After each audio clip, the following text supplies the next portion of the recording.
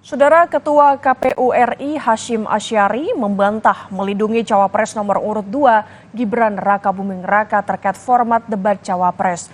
Dalam program Rosi, Ketua KPU RI Hasyim Asyari juga menyatakan KPU sudah memutuskan debat berlangsung sebanyak 5 kali, 3 kali debat Capres dan 2 kali debat Cawapres. Melindungi calon wakil presiden Mas Gibran supaya tidak berhadapan dengan Caimin dan Pak Mahfud.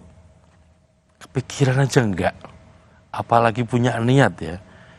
Dan yang ingin saya tanyakan, orang-orang dari tim pasangan calon yang ikut hadir dalam rapat, saya cek satu persatu media nggak ada yang bicara tentang itu. 5 kali debat semua pasangan calon hadir.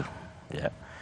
Debat pertama debat Capres, itu yang punya kesempatan bicara Capres. Hanya Capres? Capres.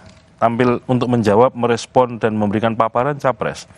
Debat kedua Cawapres, yang bicara juga hanya Cawapres. Hanya Cawapres? Cawapres. Sendiri? Sendiri. Okay.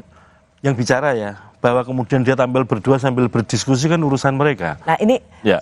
Kita supaya orang clear, itu nggak usah ditambah-tambahin. Orang tuh hanya ingin dengar di podium betul, itu yang debatnya bicara, siapa. Ya, kalau saya katakan debat Capres ya kesempatan bicara Capres. Ya.